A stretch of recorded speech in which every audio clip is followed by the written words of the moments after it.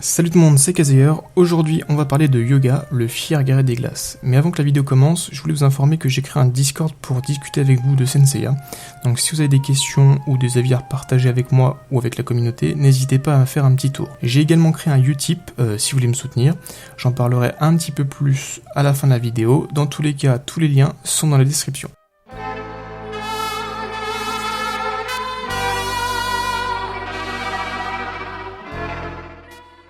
Yoga est un des 5 protagonistes de Senseiya. Il est le chevalier de bronze de la constellation du Cygne et maîtrise des attaques de glace pouvant geler ses adversaires. Il est un des seuls, avec Ikki du Phénix, à posséder des attaques ayant un lien avec un élément naturel. Ici la glace, et pour Ikki, le feu. Ses attaques de glace sont parmi les plus puissantes de tout le manga. Yoga, c'est un peu le beau gosse de la bande. Mystérieux, plutôt silencieux, il ne parle pas pour ne rien dire, et ses interventions, notamment dans les premiers chapitres du manga, sont là pour apprendre aux personnages des informations qu'ils n'avaient pas au début. Il est très sûr de lui et dégage une aura très fière voire hautaine par moment. Son caractère évoluera beaucoup au cours du manga pour montrer une facette plus humaine et beaucoup plus dans l'émotion. Yoga est également le personnage où l'on connaît le plus de choses, notamment sur son passé, sa famille, son entraînement, ou encore les relations qu'il a pu nouer avec d'autres personnages. Yoga, c'est un personnage qui peut sembler au premier abord assez fade, du fait de son esthétique très propre et très lisse. Pourtant, quand on creuse un peu, on se rend compte que le personnage il a quelque chose à raconter. Son évolution, bien qu'elle est convenue, elle a le mérite d'être une des plus importantes de l'œuvre. Laissez-moi vous raconter comment le petit garçon russe a pris son envol tel un signe majestueux.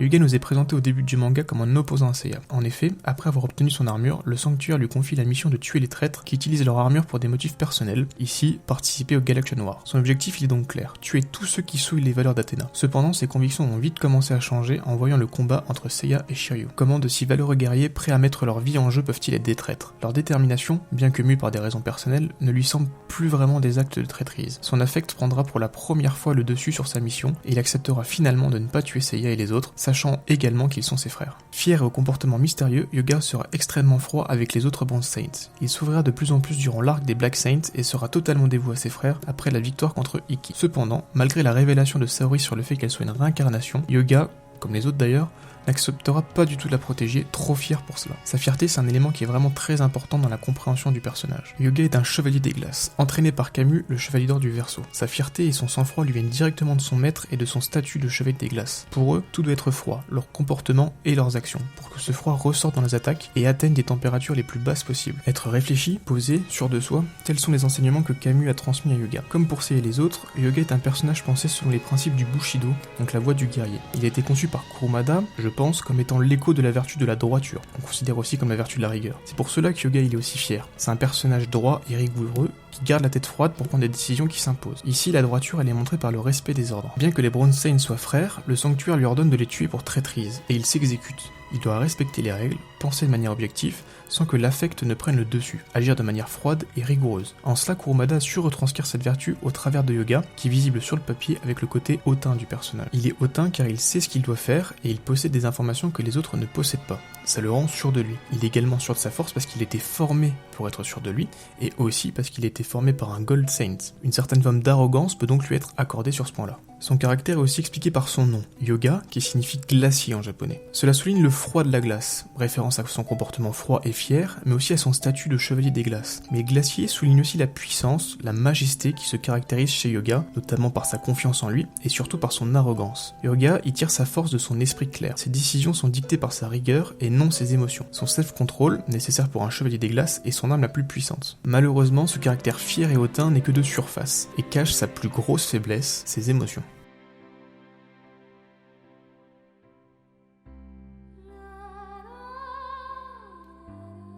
Comme Seiya, Shiryu, Shun ou Ikki, Yoga fait partie des 100 enfants de Mitsumasa Kido envoyés à travers le monde pour devenir chevalier. Là où Yoga est différent des autres, c'est qu'il a connu et vécu avec sa mère pendant plusieurs années. Sa mère d'ailleurs mourut durant le naufrage du bateau qui les conduisait, elle et Yoga, voir Mitsumasa Kido. Le fait qu'il ait connu sa mère permettra à Kurumada de développer des sentiments et des émotions que seul Yoga pourra ressentir, faisant de lui un personnage unique dans l'univers de Senseiya, car aucun des autres bronzes ne pourra comprendre ses sentiments, l'amour d'une mère. La perte de sa mère conditionnera Yoga tout au long de sa vie, alors que son maître Camus lui avait appris le contrôle de soi, la rigueur et la fierté, la mère de Yoga fait ressortir en lui sa gentillesse, sa douceur et son amour. Les deux aspects, contrôle de soi et émotion, étant pas compatibles selon lui et son maître Camus, Yoga tentera d'enfuir en lui les sentiments qu'il avait pour sa mère, l'empêchant de faire son deuil, et donc créant en lui un traumatisme qui n'arrivera à régler que bien plus tard dans l'histoire. Cette faiblesse, on la verra pour la première fois dans le combat qu'il opposera contre Ikki. La peur de perdre définitivement sa mère est une épée de Damoclès qui pèse constamment sur sa tête. Mais dans ce combat, Kurumada commence à nous montrer une piste du futur développement du yoga, avec notamment son pendentif en forme de croix. Offert par sa mère, c'est ce pendentif qu'il sauvera du coup mortel porté par Ikki en protégeant son cœur. Ici, Kurumada nous explique que ce lien qui l'unit à sa mère pourrait être également une force, mais qui n'a pas encore compris ça. C'est pourquoi, malgré l'aide du pendentif, il perdra quand même ce combat. Yoga est devenu un saint pour une bonne raison, ou plutôt une mauvaise. Être suffisamment fort pour casser la glace de la mer de Sibérie et pouvoir nager jusqu'à l'épave du bateau de sa mère. Le fait qu'il ait la possibilité maintenant de revoir sa mère quand il le souhaite affaiblit Yoga, parce qu'il a perdu son objectif. Comme un rêve ayant été réalisé, il n'a plus de saveur ni d'intérêt de motivation. Il n'a plus l'ambition de devenir plus fort et il se complaît dans sa situation actuelle. Son maître Camus l'avait bien compris, et c'est pour ça qu'il fera sombrer le bateau de sa mère là où Yoga ne pourra jamais l'atteindre, afin que son disciple passe au-dessus de cette épreuve et fasse son deuil. C'était la seule chose qui manquait à Yoga pour devenir un guerrier surpuissant. Respectant également le principe de droiture, Camus sait que la seule bonne raison de se battre pour un saint, c'est de protéger Athéna et non pas de se battre pour des intérêts personnels. Yoga, qui avait été envoyé pour tuer les saints utilisant leurs armures pour des fins personnelles, était en réalité lui-même habité par cette envie personnelle de revoir sa mère. Comme les autres bronzes, Yoga, il devra s'affranchir de son envie personnelle pour se consacrer à Athéna et atteindre son vrai statut de chevalier et sa puissance maximale avec le 7ème sens.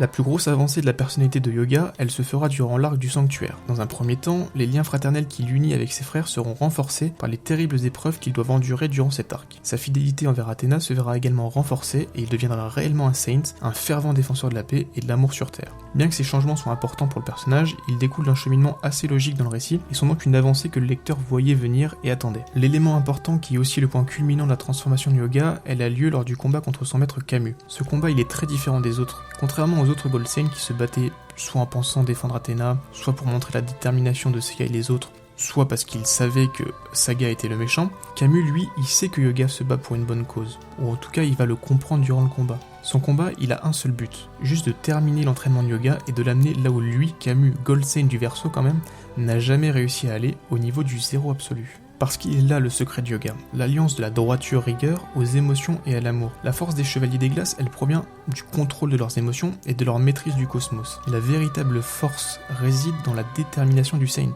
Et Camus, ça il l'a compris. Pour que Yoga devienne plus puissant que lui, il doit fusionner son caractère droit et fier lié à être un chevalier de glace avec l'amour qu'il porte pour sa mère. Amour qu'il devra donc transformer en dévotion et en détermination envers Athéna. Ce travail qui avait déjà commencé durant l'arc des Silver Saints pour le manga papier et durant l'arc du sanctuaire pour l'animé, il se conclut vraiment pendant l'affrontement entre l'élève et le maître. Camus n'aura qu'un seul objectif, pousser Yoga dans ses retranchements pour le forcer à accepter qui il est et à mieux gérer ses émotions. Une fois débarrassé du fardeau du deuil de sa mère, Yoga comprend et pardonne ce que lui a fait son maître Camus. Il accepte alors son héritage, élève son cosmos jusqu'au 7ème sens et honore son maître de la plus belle des manières, en triomphant avec la même attaque que lui, atteignant ce que Camus n'a jamais réussi à atteindre, le zéro absolu.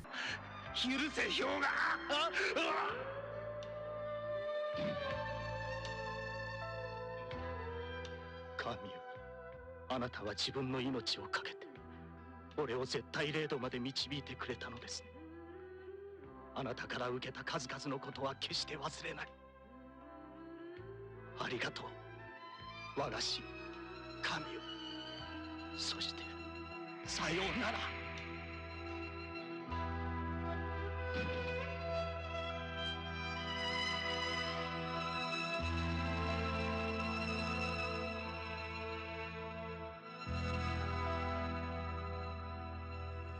Le changement final de Yoga intervient à l'arc suivant, donc contre les Marina de Poséidon. Bien qu'ayant accepté l'héritage de Camus en tant que chevalier de glace, Yoga se laisse encore trop guider par ses émotions. C'est pour cela qu'il sera vaincu par le Marina d'Héliomade qui avait pris l'apparence de Camus, son affect prenant encore une fois le dessus sur son devoir de saint.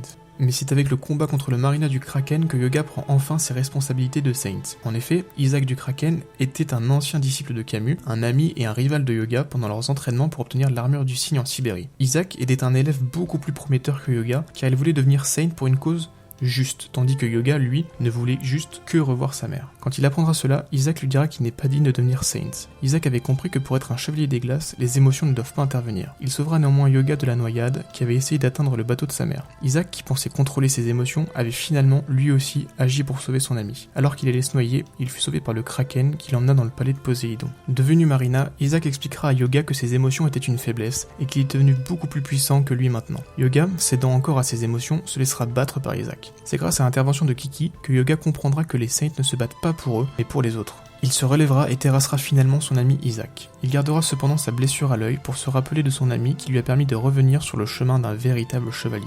Cet adoubement de Yoga en tant que Saint sera total lorsque face à Poséidon, l'armure du Verseau viendra pour l'aider. Devenu le temps d'un instant Yoga du Verseau, il sera l'accomplissement total de son maître et de sa mère, un fier guerrier, se battant pour la justice et l'amour sur Terre. Après cela, Yoga ne sera plus mis en avant dans l'œuvre, son arc narratif se terminant à la fin de l'arc Poséidon. Il sera cependant toujours présent pour aider Seiya, notamment dans son affrontement contre Hadès et son armée de spectres. Sa détermination lui permettra de s'éveiller à l'Ariashiki, ainsi que d'obtenir la Gold Clause du cygne. On retrouvera également Yoga dans Senseiya Next Dimension. Il sera celui qui poussera Shiryu à repartir se battre au nom d'Athéna pour sauver Seiya. La boucle est ainsi bouclée. Celui qui ne se battait que pour lui-même est maintenant celui qui montre la voie du courage aux autres. L'évolution de Yoga, elle est comme sa constellation protectrice. Il est tel un cygne qui, partant d'en bas, s'élève dans le ciel à la force de son courage et de ses ailes. Héritier des Chevaliers des Glaces, défenseur de la paix. Le petit garçon blond, pleurant sa mère, est devenu un héros légendaire qui inspire des milliers de gens.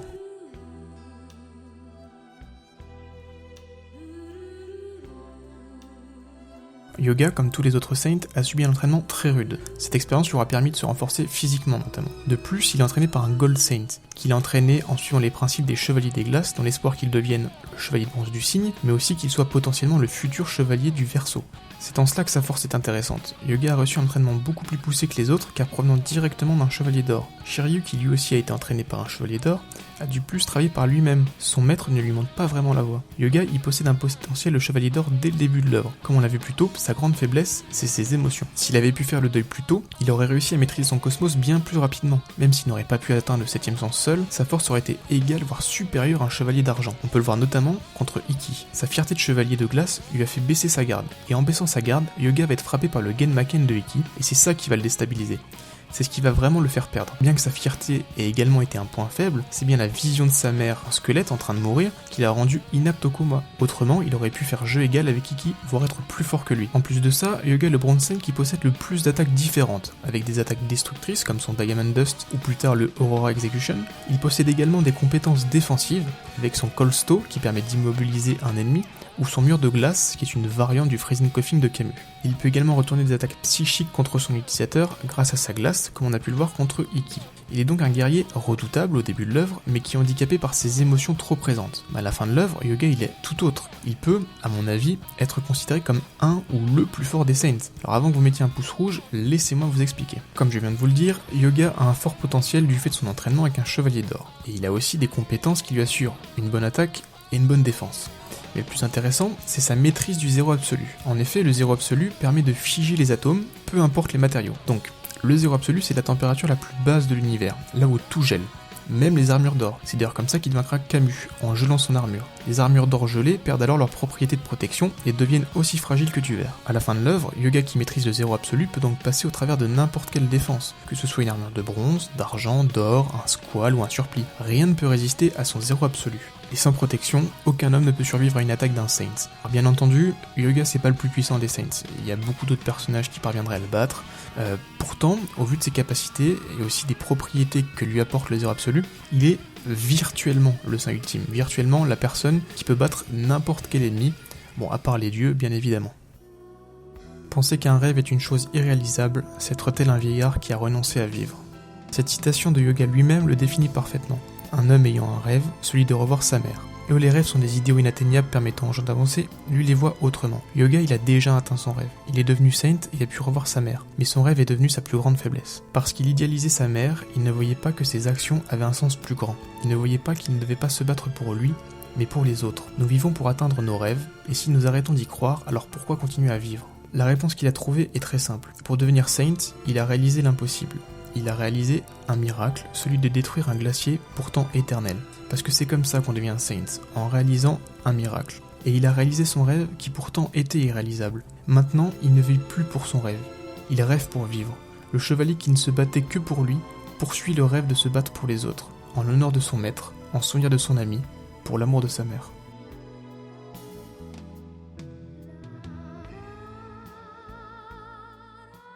Voilà ce que j'avais à dire sur Yoga, donc j'ai parlé principalement des éléments qu'on voyait dans le manga papier. J'aurais pu également analyser son combat contre Hagen dans l'Arc Asgard, ou encore son passage du côté des méchants dans le deuxième film, mais ça aurait été un peu une redite de tout ce que j'ai dit dans la vidéo. Yoga, c'est un personnage qui est vraiment très complet, même s'il est très manichéen, il y a quand même beaucoup de choses à dire à son sujet, donc j'ai sûrement oublié des choses, donc n'hésitez pas à les mettre dans les commentaires et à donner votre avis. Si la vidéo vous a plu, je vous invite à la liker et à vous abonner aussi si ce n'est pas déjà fait. Vous pouvez aussi partager la vidéo si vous voulez me donner un petit peu plus de visibilité.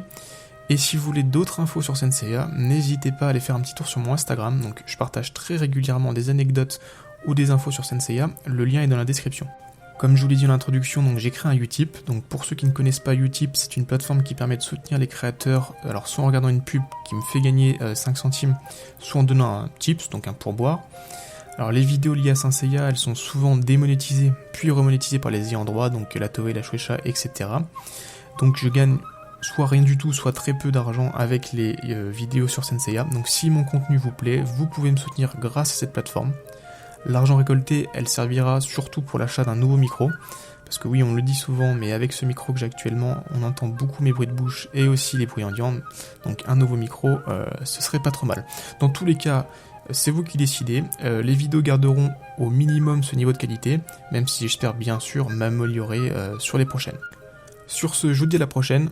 Ciao tout le monde.